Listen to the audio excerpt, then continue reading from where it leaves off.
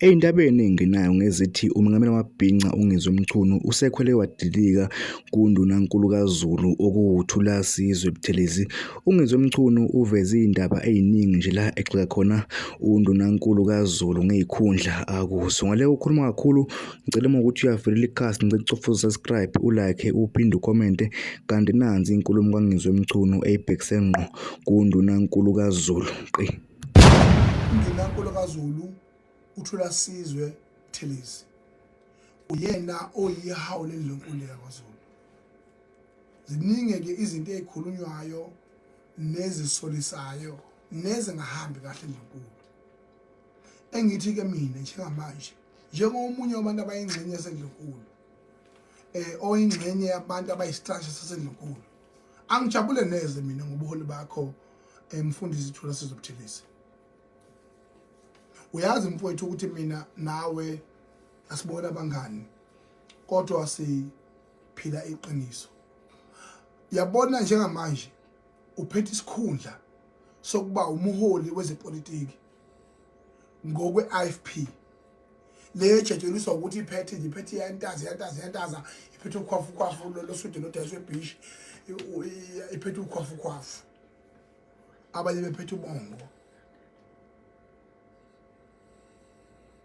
Jajeliswa yize bese ngaphekwa lokho you are the political deployed in terms of being an MEC of Wakota, and yonke lento iyodwa iqondene ngqo nani na nobukhosi bonke bakwaZulu Natali kanye nendlunkulu kaZulu. Above that uphethe isikhundla esikhulu sokuba uNdunankulu kaZulu. You have to choose baba. Yabona ukuba kuya ngami ngiyacela baba Thulasizwe Buthelezi, mfowethu njengamanje uNdunankulu uZulu wethu wonkana siyaphemba la kwaZulu, siphemba ubukhosi bethu. Kuyicala ukuthi singaba noNdunankulu onama-portfolios amaningi kangaka, onekhulu eningi kangaka while we are in the deepest crisis as a Zulu kingdom.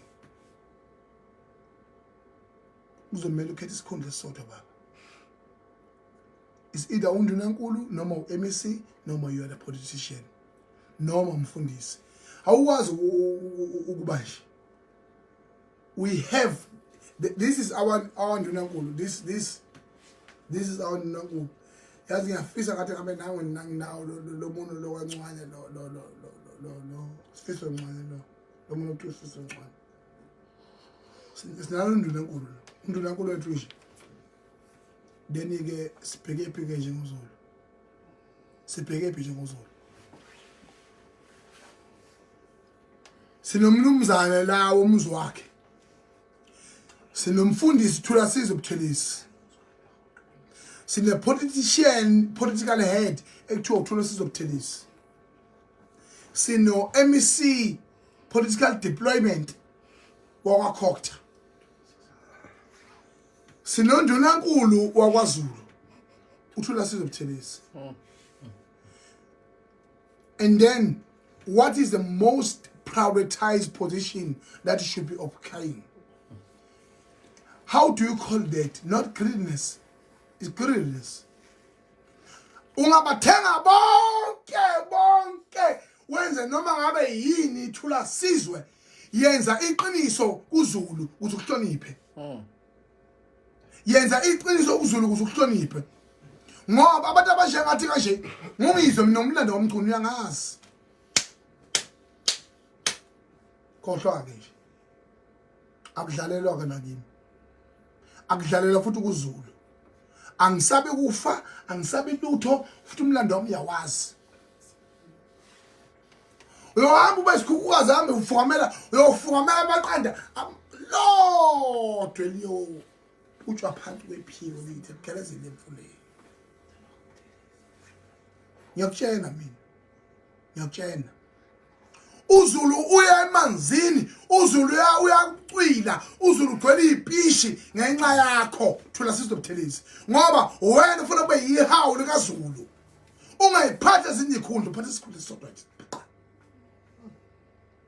ube uNdunankulu kaZulu. ukwazi kanjani ukuthi uze esikhundla esikhulu kangaka njengoNdunankulu kwaZulu uphinde uvume izibi ikhundla lezi zamagundane ikhundla engasile ikhundla enodaka zobufundisi zobu-MEC